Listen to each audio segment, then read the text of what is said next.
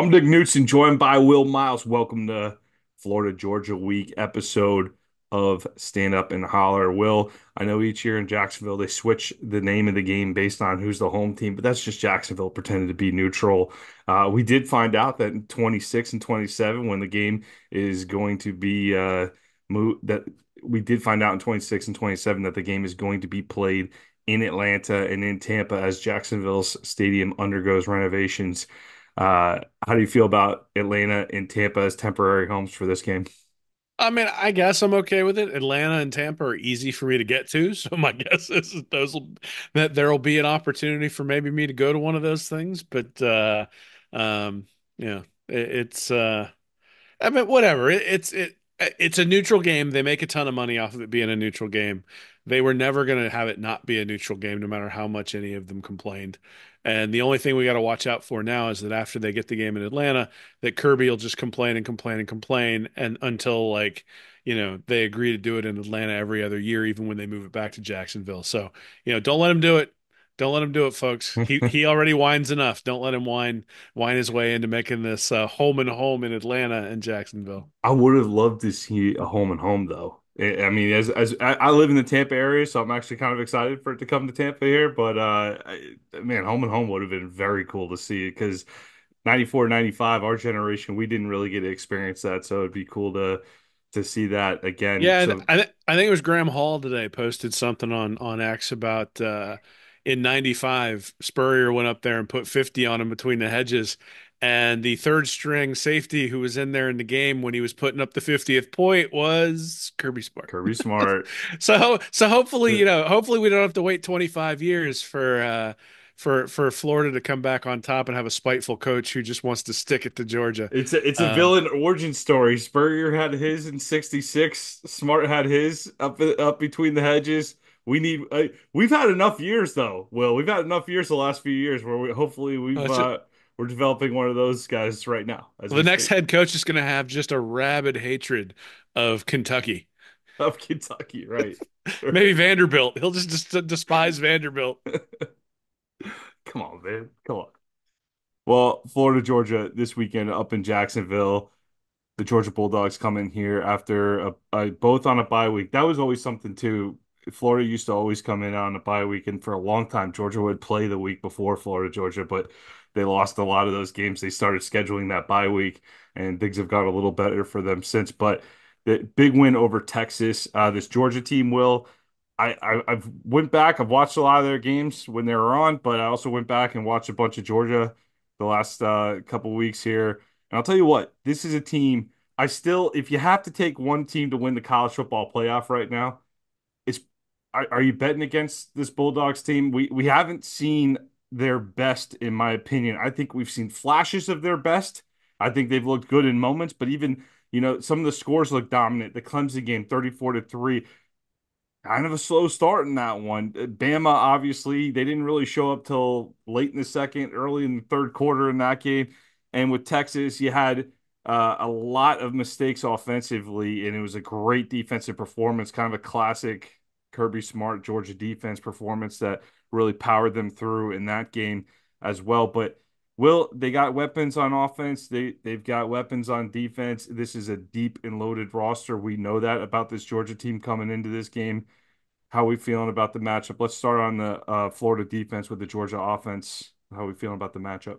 I mean, I feel way better about it once I've actually looked at the stats and sort of said, okay, where do these teams stand than I would have thought coming in. I mean, this game was a definitive loss on just about everybody's calendar when it started. Now you look at the stats. I mean, look, so Georgia on offense ranks 33rd overall in the country, 6.1 yards per play against FBS opponents. Florida ranks 60th in the country in yards per play allowed at 5.4. So, I mean, I expect Georgia to sort of have their point output that they've had throughout the year, but they have not been a team that scored a boatload of points over the entire course of the season. And that to me is the big thing. Like if you look at Georgia, they've scored 231 points, they've given up 118.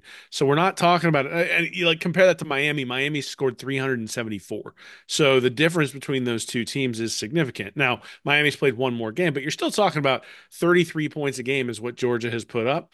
And that does include the opponents, the cupcakes and those sorts of things. So, this is last year's Georgia team was probably putting up 37 or 38 at this point. There is a significant difference between the Georgia offense this year and the Georgia offense last year. And so I think there's an opportunity for Florida's defense, especially given that, that 60th in yards per play for Florida's defense is really sort of the first half and the second half, and there hasn't been any in the middle, right? They've either been really, really good or they've been really, really bad.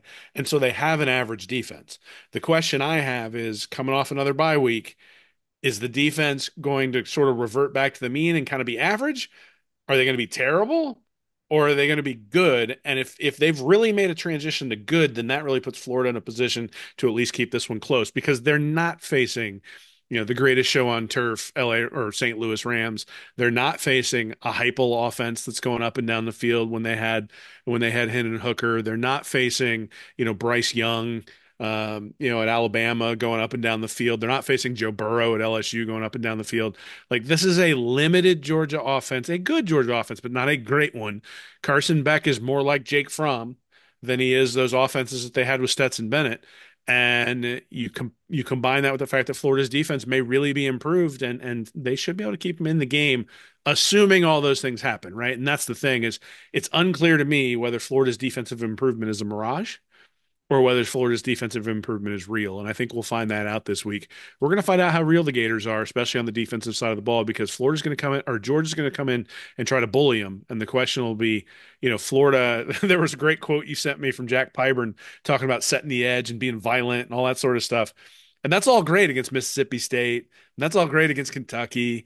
And that's all great even against Tennessee, who's kind of a finesse team on offense. But Georgia ain't going to finesse anything. And so if Florida can hold up on the defensive side of the ball against Georgia, I think it really does change my opinion, but sort of changes the perception of this Gators defense, which, up until now over the Napier era has been soft. And Georgia is a team that won't let you get away with being soft. And so we'll see what happens this weekend. You hear that, Jack Pyburn? Will just called you soft. Get Didn't him. call Pyburn soft. I We called need the to get Florida we need to get defense under Napier Pyburn soft. fired up for this game. That guy is electric behind a microphone. I love hearing his press conferences. He's got some good quotes. More Jack Pyburn, please. We got to hear more from that guy. Uh, Will, my question on this offense is for this offense for Georgia, which Carson Beck are we going to see? Beck, the Jacksonville native out of Mandarin High School, 5 interceptions the last 2 weeks. That Texas game. 175 yards, 3 interceptions. It was not pretty. It was not a pretty performance that night, but fortunately, several drives with short yardage situations, like basically, like I think most of their drives were scored within 35 yards of. They started within on the Texas side of the field there, so he did not have a lot to do, but they did get the job done. And you look at the game against Alabama, had a very rough start to that game, had a great finish though. So we've seen this up and down nature, and really as Beck has gone, the Georgia offense has gone, and with Beck, if we see him come out and play like he did in that second half against Alabama, it could be ugly quick here, but there is that opportunity to make mistakes. It's like you said, like we didn't see Bennett make mistakes on this level. Are we going to see the good Carson Beck or the bad Carson Beck on Saturday? Or are we going to see a little bit of both? I think a lot of it depends on what Florida's defense forces him to do and how Florida decides to defend him and take some of his weapons away. If you look at Beck, his throw frequency in terms of the depth is almost identical in terms of whether he's going 20 yards downfield between 11 and 20, 0 and 10, or behind the line of scrimmage. The frequency is almost the same, but the efficiency is considerably different. It's about the same on deep throws, but his quarterback rating was 207 last year on throws between 11 and 20 yards from the line of scrimmage. This year it's 173. Last year it was 162 on throws between 0 and 10 yards past the line of scrimmage. This year it's 126. And really, when you start looking at it, when those intermediate routes, where's the first thing you go to? And the first thing I go to is the Las Vegas Raiders. And the fact that they have Brock Bowers on the Raiders now, and he's no longer at Georgia. And it really shows up if you look at the tight ends. The tight ends for Georgia are averaging 3 catches per game this year. They're averaging 14 yards per catch. So you're talking 3 catches for 42 yards from the tight ends. Whereas last year, the tight ends averaged 5.9 catches per game. They only averaged 12.3 yards per catch. But that still means, 6 catches for 12 to 13 yards a pop. You're getting 100 yards out of your tight end almost every time you go out there. The year before, again, with Bowers and Darnell Washington, they ended up with 6.4 catches per game from the tight ends. And so to me, that intermediate space where Beck excelled last year, he is not able to excel this year. Oscar Delp had 24 receptions last year. This year, he's only got 7. Now they've had Lawson Lucky step up a little bit. He's got 12 catches for 162 yards. But again, 21 total receptions over the 7 games for the tight ends for Georgia. And so to me, that's the thing I'm looking for if I'm a Florida fan. Florida with Jaden Robinson and Pup Howard and Shamar James, those linebackers have really solidified that defense and have really improved that defense. But that's been more against the running game. They haven't played against a quarterback who can make them pay in that intermediate range. I mean, KJ Jefferson is not a guy who's going to make you pay on little hitches. Like he might hit some deep shots, but he's not going to. Same thing with Nico at Tennessee, and same thing with Vandergriff at Kentucky. Those are all guys who have limitations. The question I have is on these intermediate routes to tight ends, guys like Lad McConkey, where they would get it out to him in space and let him roll.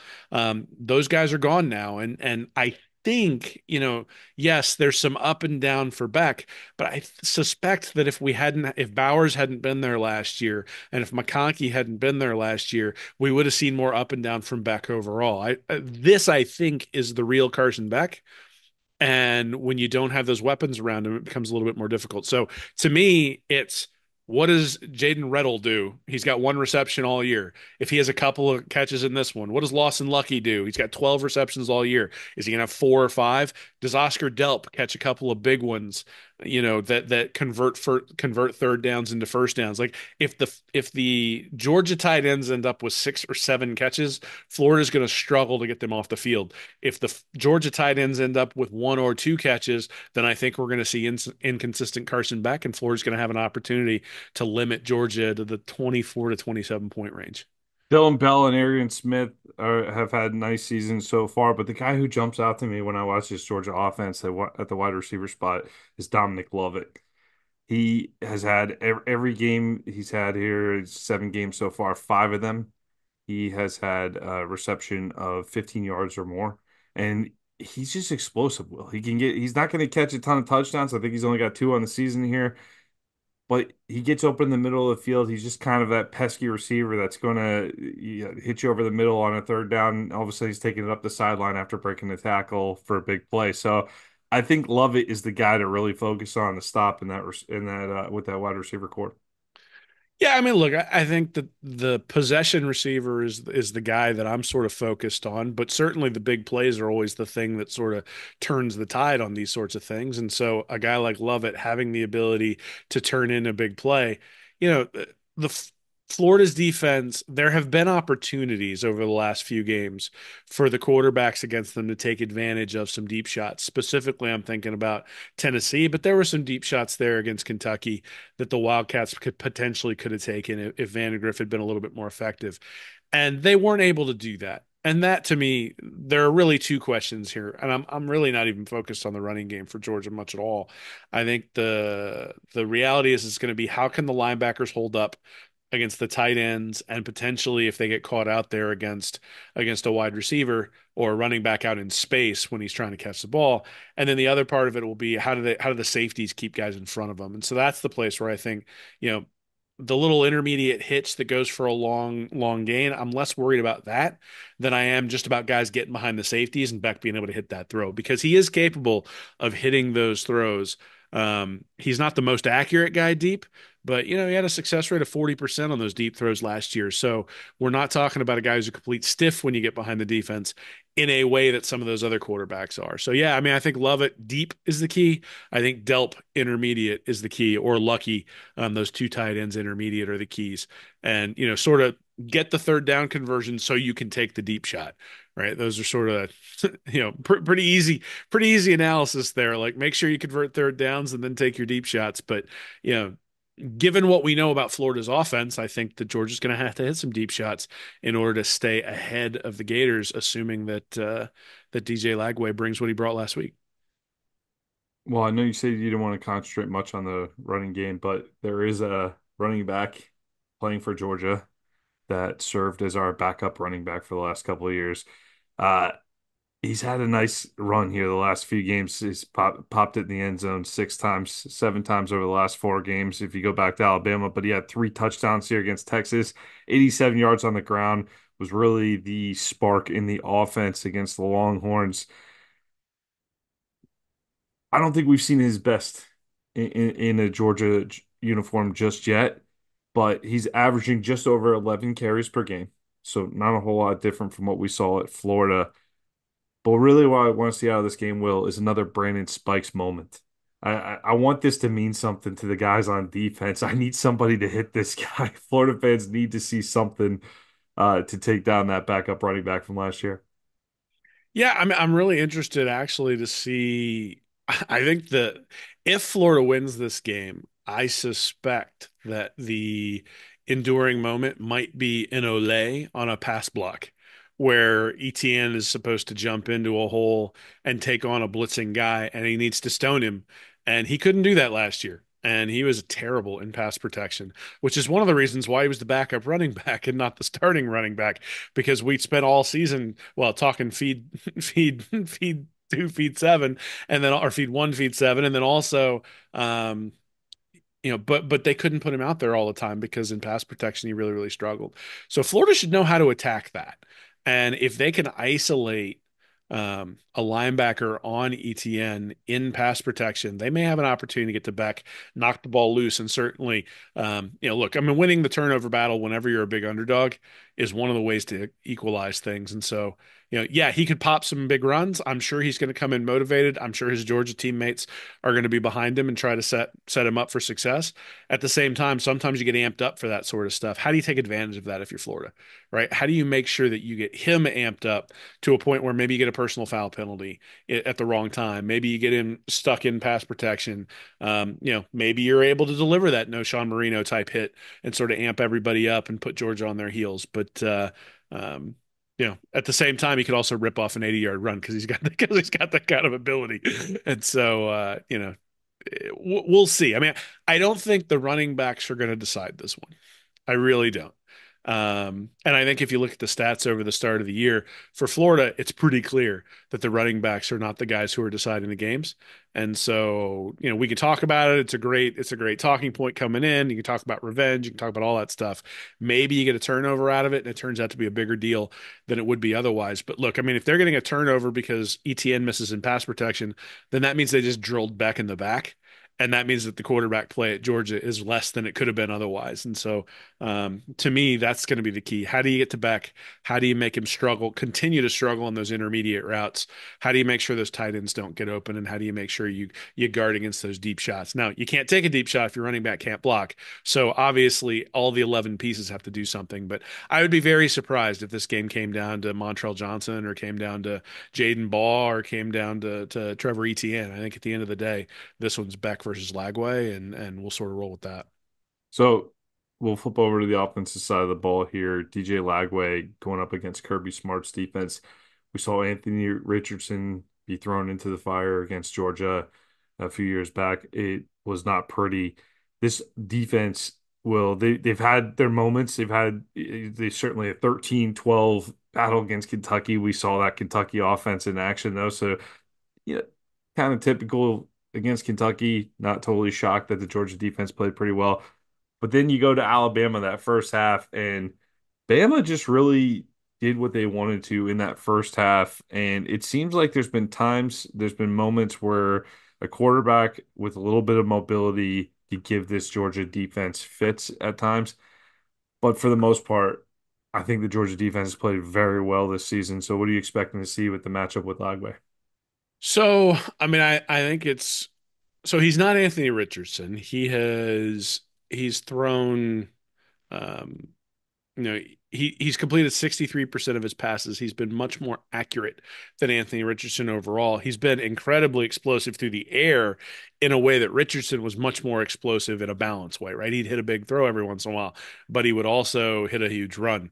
Florida's now 13th in the country against FBS opponents in yards per pass, and that is solely due to DJ Lagway. And that's against FBS opponents. That takes the Samford game out of it. But it turns out when you average 28 yards a throw or whatever he did against Kentucky, that really skews the average in a direction. The two games that he started, he's had, I think, 8 and 9 explosive plays in each of those games.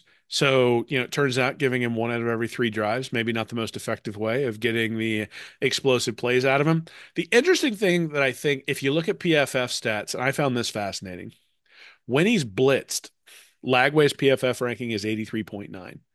When he's not blitzed, his PFF ranking is 68.3. So, and I think you see this when you look at the film. When you make him drop back and figure out to go from his first read to his second read to his third read, he doesn't do it. He just, he doesn't. He's young and he's not at that point yet. There was a point in the Tennessee game where I broke down in the recap there where he had an outlet to throw it to. Instead, he sort of ran around and threw the ball away.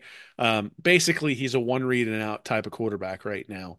And, maybe that changes with the bye week. Maybe things are starting to slow down a little bit and he's able to do that. But I fully expect Georgia to rush 4 or 3 a ton, drop into a bunch of zone coverages, very conservative defense to keep things in front of them, and basically say, we're going to make you dink and dunk 8 yards, 6 yards, 12 yards down the field, and we think you'll make a mistake over the course of that. Now, they'll do some interesting things and some exotic things to make him think he's about to get blitzed. But I would be very surprised if in the first half, Lagway sees a ton of blitzing. I think what he's going to see is a lot of those simulated pressures we talk about all the time, where you've got different guys coming from different angles, and he's not. And the question will be, is he going to check into the right protection, or is he going to leave his offensive line exposed on one side? Is he going to check to a run when he should? Is he going to check out of a run when he should? And then we've seen him throw the ball into some tight spaces on short throws. When he's gotten the guy one-on-one deep, he's thrown it, he's been aggressive about it, and he hasn't missed. But that'll be the challenge for Napier. The challenge for Napier is going to be in an environment where I expect Georgia to drop 7 or 8 defenders a ton, but disguise that they're dropping 7 or 8 defenders pre-snap. Will Lagway be able to make the adjustment on the run after the snap when the coverage that he's seeing is not the coverage that was declared pre-snap? And with 2 weeks to prepare, with Georgia's defense, with the quality of athletes they have, but also with the quality of coaching that they have on that side, particularly the defensive side of the ball, I the one, I think, apropos comparison to Anthony Richardson is if you look at the PFF rankings for DJ Lagway over the course of the season, it's been up, down, up, down, up, down. And the Tennessee game, he was really bad. He made a big time throw, but he was really bad in that game. The game against Samford obviously was really good. He was okay against Miami. He was pretty good against Mississippi State, and then obviously awesome against Kentucky.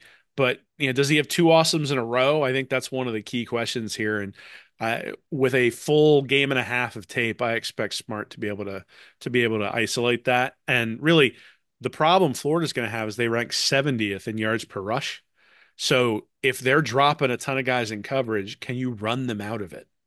And there, I think, is the comment where you made about Lagway being able to run the ball is where maybe you can get him to come out of it. If you've got some read options, if you've got some RPOs, if you've got some things where the quarterback is a threat in the running game, well, now you can make them creep up. When you make them creep up, now you have the opportunity to get a guy behind for Lagway's strength. Maybe you hit 2, 3, 4 of those, and it turns into some big plays. But look, I think Georgia's going to be ready. I think Smart's going to be ready. I think this is going to be a slog on the offensive side of the ball, especially in the first half until Florida has an ability to make some adjustments. And so, what I mentioned earlier about Florida's defense needing to make sure that Carson Beck is uncomfortable is going to be critical because I can envision a scenario where this one's like a 10-7 game at the half. But I can also envision a scenario where it's 24-3 because there have been a couple of turnovers on the Florida side, and Georgia's sort of been able to run away with it without necessarily having to be fantastic on the offensive side of the ball. 10 rushes for Lagway against Kentucky for I believe it was 46 yards here. Here I got it up here. Yeah, it's 46 yards. I think that definitely helped in the run game. Well, I think it helped open a few holes, especially on some of those read options that he was running there. How do we feel about another follow-up performance here from Jaden Baugh and maybe a little bit of Jackson in the mix? I mean, again, I think just like we talked about Florida's defense having to prove it against a more physical team in Georgia compared to Kentucky's and Tennessee's and Mississippi State's and Central Florida's of the world. I think you say the same thing on the offensive line. Is the offensive line seems to have started to gel a little bit. Certainly, they've chosen. It only took them 6 or 7 games, but they've chosen who those guys are going to be up front, and they did look considerably better against what I would consider a pretty good SEC defense in Kentucky. But look, it's a lot easier when you're at home on your home field. It's also really easy or much easier when your quarterback is dropping bombs all over the place. And so that'll be the question for me is like I didn't come out of that game thinking Jaden Baugh is a special running back. I thought he executed what he was asked to do in that game. There were some really nice jump cuts. There were some opportunities to get it to the outside where he did, especially on some of the touchdown runs. There was the one touchdown run where I still don't know how he got the ball in, and maybe he didn't. But the 5 touchdowns were a function of DJ Lagway and company getting the ball down to the 3 or 4 yard line and then handing the ball off the ball. And that's not to say Ball didn't play well, but I mean, it wasn't something where he went for 212 yards and, 5 touchdowns and Lagway was struggling or anything like that. Does he have that in him? Maybe. But I hate single factor analysis, and I'm somebody who loves to try to find the game within the game and where is this going to be decided and all that sort of stuff. It's not going to be Baugh versus ETN. Like that's not what's going to decide this one. Maybe that opens up a little bit. Maybe they gash a couple of things, but this isn't a Treon Harris game. This isn't one where they're just going to hand the ball off to the running backs, blow Georgia off the ball. Lagway throws the ball 5 times, and Florida comes out with a win. I think in this one, look, Lagway's going to have to outplay Beck and outplay Beck considerably, and the yardage you get from Ball will hopefully put Lagway in a position to succeed. The yardage gained by ETN hopefully puts Beck in a position where he can't succeed. But those guys, I don't think are going to be the thing that turns the game. Well, there's reports that Trey Wilson will miss the Georgia game. I believe Zach Albaverdi of On Three reported that news. I'll say this, man. I know Wilson. I still think he's the most dynamic receiver in the receiving core, but been very pleased with the play of Elijah Badger, and DK has been a very nice addition as well. I think those are the guys we're leaning on, but who do we see stepping up in Wilson's absence? Well, I mean, I think it's going to be Marcus Burke or Aiden Mizell. Those are going to be the two guys. Certainly, not having Wilson out there even as a decoy hurts. At the same time, he hasn't been out there a lot this year. And, you talk about ability. Well, that famous line, that availability is the most important ability. And we haven't had that so far. And for whatever reason, whether, the reports now are that it's a hip, it was a knee injury before, the ability to fight through that is part of being a football player. And this year, Trey Wilson has struggled to do that. Now, look, I mean, football's a physical sport. I understand that people are injured, but it's also next man up, right? And that's one of the reasons why we harp on recruit, recruit, recruit. Make sure you've stacked guys in there. Certainly, that Billy Napier and company have reaped the benefits of that sort of recruiting strategy at the running back position this year, as guys have gone down over and over and over again. I mean, the top two guys in the room have both been out for a significant amount of time. Montrell Johnson, Trayon Webb have been out. And you get a guy like Baugh to step in. You get a guy like Jacoby Jackson to step in and be able to be effective guys at that position. And that's what Florida's going to have at the wide receiver position. And look, DK and Badger have been the best receivers this year. You can talk about Wilson being the most explosive. I think Wilson is the most versatile, but I'm not sure he's more explosive than Elijah Badger or Shim DK, especially considering what we see. I mean, both of those guys are averaging over 20 yards a catch, which might also be part of the reason why Wilson, even when he's been in there, sort of faded into the background. Is DJ Lagway is not the guy who's going to check down to Trey Wilson if he thinks he's got a shot to go deep to Badger or intermediate to DK. And so, yeah, it hurts to not have him in there. He was obviously a big part of the game plan against Georgia last year, but this isn't one of those things where they've thrown the ball 30 times to Wilson in the first 7 games and now they're having to adjust to not having him. They've had to adjust to not having him pretty much since the second game of the year. And so him being in there is an addition to the game plan, but isn't the game plan anymore. And so I do think that being able to adjust to that earlier rather than trying to adjust to it, a play into the game. Like if Wilson got injured 2 plays into the game and then was out, you had your whole game plan wrapped around him. Okay, well now that's critical. But you have to assume that Florida knew that this was a possibility that he wasn't going to play. And since that was a possibility, that they've been preparing for that for 2 weeks, and they should have a good game plan centered around those other guys to start with. Has anybody benefited more from DJ Lagway taking over the reins than Elijah Badger? I feel like he's much more of a downfield presence. Obviously, you got a quarterback that's more willing to go downfield, but if Mertz were still running things, do we see anything like this with Badger? Or how much has his role changed with Lagway? Well, I mean, I think the in the Miami game there were multiple opportunities where Badger was open and Mertz missed him. Um, that's just the reality, and it is what it is. Lagway isn't missing him. And so we're seeing those throws downfield. But I think it was pretty obvious to anybody who was watching the games that you could see Badger coming open in a lot of these things. And look, I mean, if you call the right play against the right defensive alignment, you Mhm. should have guys on the outside coming into one-on-one coverage, and then he's just got to go up and get the ball. So the most impressive throw to me, or the most impressive catch to me against Kentucky was the one-on-one down the sideline where Lagway just said, "I'm gonna trust my receiver," and he threw it up there, put it on his numbers, and Badger went up and got it. So, yeah, I mean, obviously, if you're a deep threat and you have Lagway in there, you're going to benefit from it. At the same time, he does keep getting caught. Like he's beating these guys on the outside, but then he's not taking it to the house every time too. So, I mean, just like every guy in the Florida roster, there's some limitations for Badger. There's some limitations for DK. There's some limitations for Lagway, and those guys are going to have to work through that. But certainly the the the explosion that Badger has shown is impressive, and the fact that Lagway is willing to make the throw, maybe even more often than he should, means that he's going to get a lot of opportunities. Very interested in seeing this offense be tested by a solid Georgia defense. In preparing for this game and looking at the film, was there anything that you caught about the Georgia defense that you were surprised about and maybe see a matchup available to Florida that you weren't thinking about before you started digging in? I mean, I guess the thing that I was surprised at is Georgia historically has been elite, elite, elite at stopping the run. Hmm. And this year they're 21st at stopping the run, 3.4 yards per rush.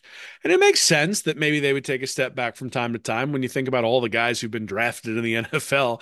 I mean, they don't have Jalen Carter there anymore. They don't have a lot of the guys up front who have been sort of the anchors. Now they've continued to recruit very, very highly at that spot, but the defensive tackles, you can push them. Like there is the ability to do that. And so, over the last couple of years, Florida or Georgia hasn't gotten a ton of havoc from their defensive linemen, but they haven't given up anything in the running game. In fact, I think 2 years ago in a preseason magazine, I sort of wrote that that was what I thought was the sort of ideal blueprint for a defense was that you didn't have to care about havoc if you could get if you just didn't give up anything in the running game. That if you give up nothing in the running game, you're making guys end up having to convert 3rd and 9, 3rd and 7, 3rd and 6 at the worst. And in those cases, you're going to win a bunch of those battles, whether you're getting to the quarterback or not.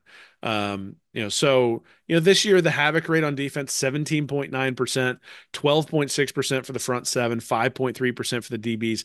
That's kind of average overall. I mean, that is not, I mean, Georgia in the past has been much, much better in that overall havoc rate. A lot of tackles for loss have been much better in terms of getting to the quarterback, not getting to the quarterback, but stopping the run. So that to me is the place where I think Florida might have an opportunity to take advantage. We already talked a little bit about Lagway being able to run the ball, some misdirection. Can you get around the edge? Can you open up one of those end arounds because they have to worry about Lagway leaking on the other side? All that stuff as a confluence of events, I think is a place where Florida can take advantage. I don't think Florida's going to have some giant advantage when it comes to throwing the ball. I think like I said, I think it's going to be a slog. I think Florida's going to have to come out and probably, you know, force Georgia to come out of the shells that they're going to want to sit in on first and second down, especially. And they're going to have to be able to run it up the gut, and we'll see whether they can do it. Again, 21st in the nation in yards per attempt against FBS opponents from a rushing defense isn't bad. In fact, it's probably one of the better rushing defenses that Florida's faced all year, but it's not Georgia. And so, to me, that's the place where I look at and I go, you can move them. It's not overwhelming. At the same time, Texas just got overwhelmed by them. So, so, just like Florida's defense has improved throughout the year, I suspect that Georgia's using this bye week to do the exact same It's thing. a good offense at Texas too. They made them look awfully average the other night. They're not even average. Pretty bad that Quinn Ewers took a seat at one point. So a healthy Quinn Ewers took a seat. So it wasn't going well for the Longhorns. Well, it's a 17-point spread the last I saw. This is a Florida Georgia rivalry, man. Fourth year in a row we're entering this game where this is such a long shot. We shouldn't be able to stare at this game every single year and go, yeah, it's probably a loss. We shouldn't. That should not be the case in this rivalry. I understand it's a statement of where both programs are right now, but I do feel like the top of the SEC, we talked about this on either last week or the week before, where top of the SEC has come down to earth a little bit. But what do you feel like the gap is between these two programs right now? Obviously, Vegas says it's 17 points.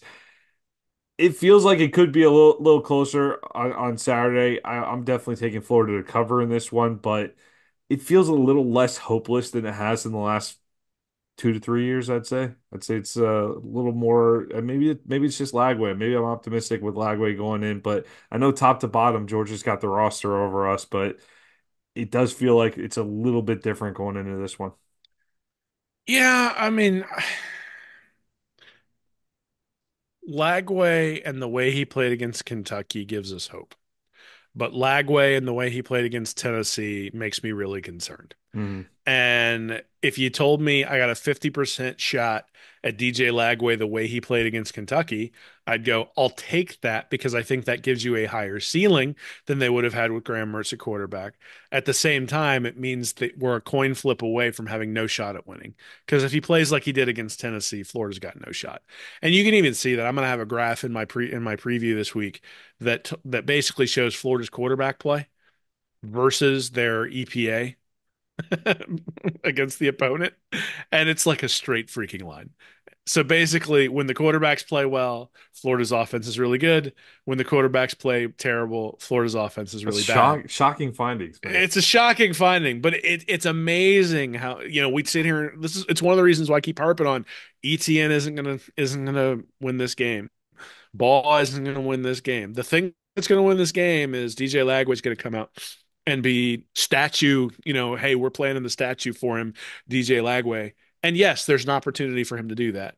But that is an awful lot of pressure to put on that kid. It's also an awful high bar to have to meet in order to win this game. But it's the reality. It's what it is, right? Like, even with the way Florida's defense has played over the last 3 or 4 weeks, they're not better than Georgia's. And which means that you have to have Florida's quarterback outplay Georgia's quarterback considerably. Now, here's what I'll say is I think my hope that can happen is higher with DJ Lagway behind center than it is with Graham Mertz, but I still don't think it's a high likelihood. I think with 2 weeks to prepare, Kirby Smart, that Georgia defense, I think there's a real opportunity to hear. I mean, we sort of joked at the start about Smart being on there for the 50. He hates Florida. He hates Florida. And his guys are going to be up for this one. They've had a full week to prepare, or 2 full weeks to prepare. And I'm not optimistic. I think, you know, in terms of clock management, in terms of, having 12 guys on the field, in terms of, special teams in general, like all the little edge things, Florida isn't going to get that either. And so again, this one really comes down to DJ Lagway. Can he outplay Carson Beck by a significant amount? And even then, it's still probably a close game. And then it's got to be Lagway pulling the Lagway magic. And it seems like he's got some of that. So we'll see whether he can. And certainly in the lore of Florida, Georgia, Lagway coming out and establishing himself as a star against Georgia would be an awesome narrative to tell, and certainly would flip the Napier narrative pretty considerably as well. Um, but in that case, I'd still be coming out of that one going, why wasn't he playing all year? Yeah, well that was I was leading into that point. We've talked about the concerning parts, and obviously it's a 17-point spread.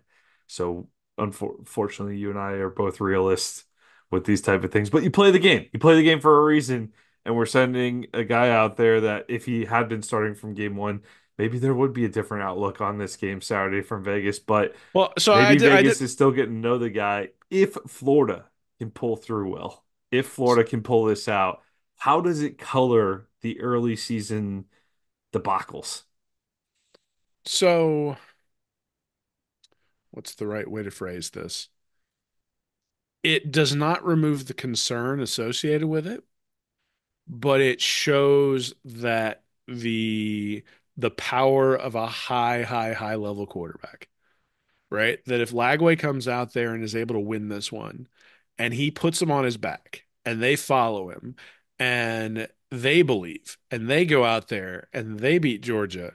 Well, now I'm sitting there going, okay, like, Mertz was the placeholder, and now Lagway has come in and established himself as the leader.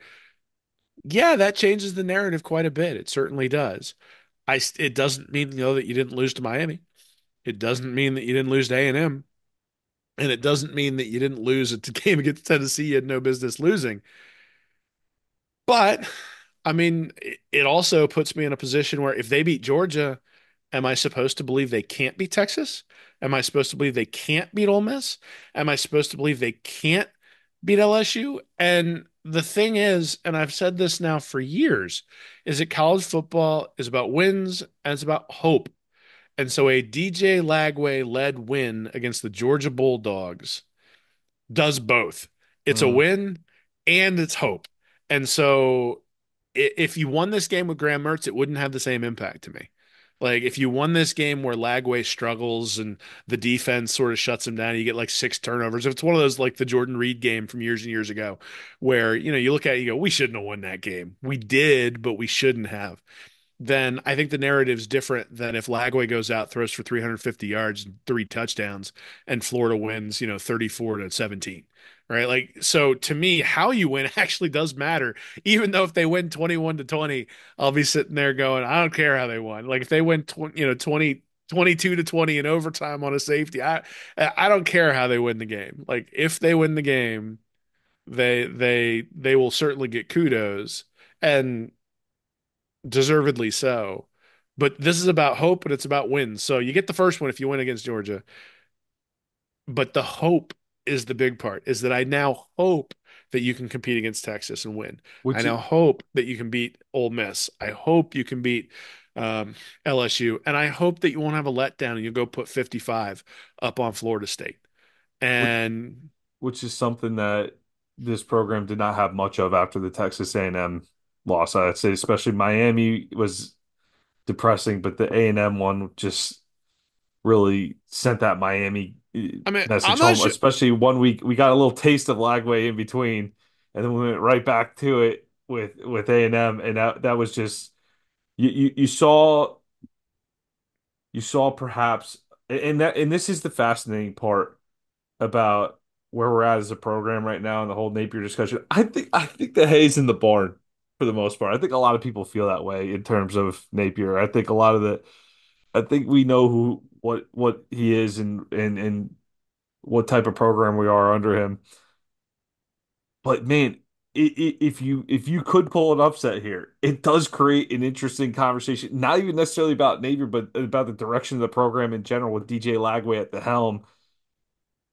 Compared to where we were in September, it's going to be a very interesting conversation heading into the most treacherous part of the schedule.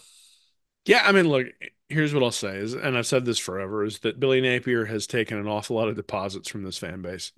And the Utah game last year was one of the biggest ones. And then the Arkansas game last year was another huge one. The fourth in forever against Missouri was another big one. The 12-0 running the All double reverse. right. Fast The forward Miami game, the Miami to that. game this Fast year, forward, the A&M game please. this year. There've been a lot of withdrawals. And so he's not just like $5 in the red. He's not like $500 in the red. I know. He's like 500 grand in the red, right? Like the bookies are about to come cut off his thumbs. And so a win over Georgia means he gets to keep his thumbs, but it doesn't mean he doesn't have to pay off the bookies. So like there's still work to be done even if you get this win. Now I will say, and this I was It working on could this over the it could set up a very interesting finish. And again, a win here, you create a very interesting storyline down heading into the last well stretch of the season here. We oh, haven't seen this Gator team put together back-to-back anything very frequently under Napier. So by no means am I actually entertaining this scenario as anything but a low percentage option here. But it is interesting that we're even in this position right now, in my opinion. I think this has suddenly turned with Lagway at the helm. It's like you said, that hope factor. It's suddenly turned into you just felt like I've never felt like it was such a lost season so early in the season before. To all of a sudden you feel like, all right, we got a little optimism heading down this home stretch here. yeah, we had a really interesting stat in our preseason magazine, and it looked at teams, and I was looking at my stat yards above replacement, and anybody over a yard of zero, which is average, those teams went 66 and 14 last year, and nobody else in the SEC was better than 7 and 6 who had a quarterback with a negative yards above replacement. And remind people who are new what YAR is. Yeah, so yard takes into account passing and rushing efficiency. So a guy like Jaden Daniels last year had a really, really, really high yard because not only did he average something like 11 yards a throw, but he also averaged like 6 yards a rush. And so instead, like if if you get sacked a lot, if you take a bunch of losses on the in the running game as a quarterback, you put your team behind the chains, and that matters. And so that's what yard tries to measure. So this year it's kind of flipped. If you look at yards above replacement for teams that have over 100 attempts, Ole Miss, Jackson Dart has the best, then Alabama, but then you've got Texas A&M, Vanderbilt, Arkansas, and Florida at 0.65 for Graham Mertz, but 3.05 for DJ Lagway. So Lagway has a yards above replacement higher than Jackson Dart. It's just he's only thrown like 86 passes. So those teams with quarterbacks at that level win at a clip of 11 and 1, 12 or 10 and 2. Like just that kind of quarterback play. So if Lagway can replicate the play, now look, he's got a yard of 3 point something, and it's on the back of the Samford game and the Kentucky game. It's not on the back of most of the other ones, but he's got a QB rating of 170. Like, so over 86 throws. This is a guy who's really starting to prove himself as a high quality quarterback. And so if he can continue that, then the expectations for the Florida team, in my mind, completely change. Like, if you look at that 66 and 14 is what's the winning percentage there? It's here, hold on, give me a A second. whole hell of I a did the lot. calculation. 83% of the games. So if you're winning 83% of your games in a 12 game season, you're looking at 10 or 11 wins. I mean, that's just sort of the reality. Now, again, that doesn't take away the fact that you lost these 3 games earlier, but a 10-win team in the SEC is a team that can go out there and win at any point along the way. And so again, I go back to hope. It's the hope that DJ Lagway can lead them to the promised land. It's the hope that Lagway can be that guy that we all know we need at that position. It's the hope that even he could be the Pied Piper for the recruiting classes that Florida's going to need to be able to compete with Georgia long term. But if you look at a team like Clemson and the Clemson model, I hate it when people use that as a comparison because they're in the ACC and the recruiting doesn't have to be as good there and all sorts of other things. But the thing that put Clemson on the map was they hit on Taj Boyd, then they hit on Deshaun Watson, and Yep. then they hit on Trevor Lawrence. So if Florida has hit on DJ Lagway, that gives you an opportunity to be in that 10 and 2, 11 and 1 space to then bring in the next guy and then bring in the next guy. I still think that's a really tough needle to thread. I don't think that's the best way to build a program, but Clemson's won multiple national championships that way. And so that is a way to build, and that is something that you have to consider. Again, I still think the recruiting profiles of those two conferences sort of facilitates Clemson being able to win that way. But, you know, I can at least hope, right? And like you said, after the A&M game, I had none, and I'm really expecting myself after this game to have very little too.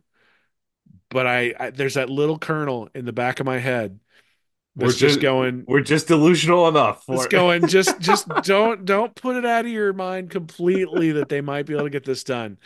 And I'm just waiting for Billy Napier to come and kick me right in the nuts for even having that little grain of hope in the back.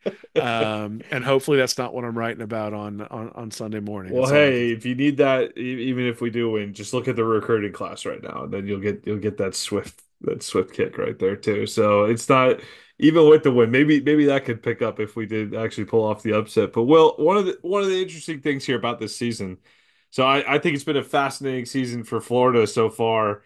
It's been up and down. It's been up and down for sure, but it's been a very interesting week to week ride here so far, especially when it started so low. There's actually been some decent moments here. A lot of opportunities in this back half to have even better moments and to maybe really change some narratives along the way.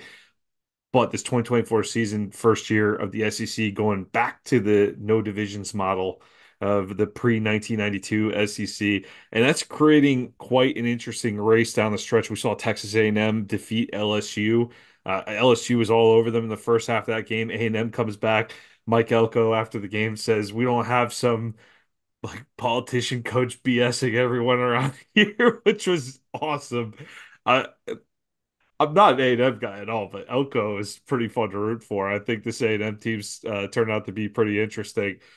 But you got A&M at 5-0 atop the standings, Georgia 4-1, Texas 3-1, Tennessee 3-1, LSU 3-1. And that rounds out pretty much the teams I think that have a great shot at getting Atlanta. These two lost teams need a lot of help. And if Georgia were to drop another game, you got Alabama in that two-loss group as well. So they'd be slotted behind Alabama. So another loss really would maybe end SEC championship game hopes for this Georgia team. But who do you see coming out of this mix? You got five teams. It's not, this is what I love about the new format is you don't lock up the East. How many years did Florida or Georgia just lock the East down after this weekend? And November was almost an afterthought if you lost the game. It's a super interesting race down the stretch with the entire SEC involved and a lot of football left to be played. Yeah, I mean, I'm not a huge fan of the format just because I hate the playoff and I think it devalues a lot of the regular season. But I see what you're saying. I never like the divisions never made a whole lot of sense to me. The fact that Florida got the benefit of getting to play South Carolina, Kentucky, and Vanderbilt every year for decades was interesting. I think so. If you look at the advanced stats. Kentucky and Mississippi State and Central Florida are three teams that were worse than Florida throughout the year. LSU and Texas A&M are probably closer to Florida on some of the advanced stats than the other teams that you mentioned there. So Georgia, Tennessee, and Ole Miss and Texas are considerably better teams than Florida and considerably better than Texas A&M and LSU. Now, A&M beats LSU. A&M obviously sort of has a leg up, but I think they're going to drop one or two as we move forward. I think Texas is sort of in a Kelly Bryant situation and Trevor Lawrence. I think Arch Manning has played really well this year. Quinn Ewers has not. And I think Texas has the leg up. Their defense is nasty. And so if Texas decides to make that change and decides to put Arch Manning in, I think they end up winning the SEC. I think they're going to struggle to win the SEC if they keep Ewers in there. He just hasn't been good enough. And when you struggle like that, and I just talked about yards above replacement, he's negative in yards above replacement. When you have a quarterback who's going out there and putting up those sorts of performances, you get games like the game against Georgia where it gets away from you. You get games where like a Vanderbilt can potentially come in. And look, they made that a game last week, right? And Pavia is a really good quarterback, and he's got better yard than a lot of guys in the SEC. But those things start to become the types of things you see. And then the other thing is Ole Miss, from an advanced statistics perspective, is the best team in the conference. And I know they've lost two games, and I'm not really rooting for them because there's a head coach there I'm interested in watching his games. But I think Ole Miss is a really good team. I think there's an opportunity for them to potentially run the table. Whether they get into the mix for the SEC championship, I don't know. But I think a two-loss Ole Miss team with its advanced profile, with the teams that it's played, is going to end up in the playoff, and I think they'll have an opportunity to go a ways if they do that. 11 teams of the 16 have two losses or less, including the Gators in the SEC. So it's a like I said, you lose that second game, you are in the thick of it with everyone else, right? You're just another team right now. But hey, two Well, at but the the, end on the right season, you might be able to sneak in that second spot for the well, SEC. and this is this is why I don't like the playoff, right? Is I think Ole Miss is going to end up in the playoff. I'm not sure they're going to end up in the SEC championship. And yeah, you don't have an opportunity to play for a bye, but if you're not playing in the SEC championship, you have a bye. Right? It just means you got to win one less, or you got to win one more game, but you still get the week off.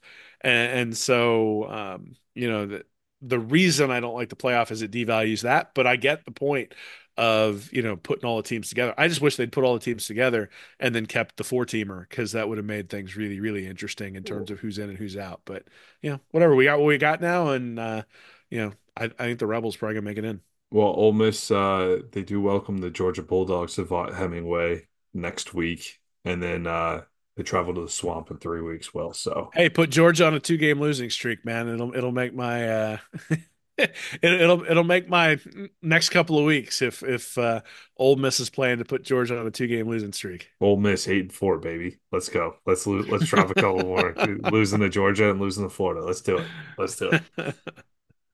All right. Well, hey, Florida Georgia week, great rivalry.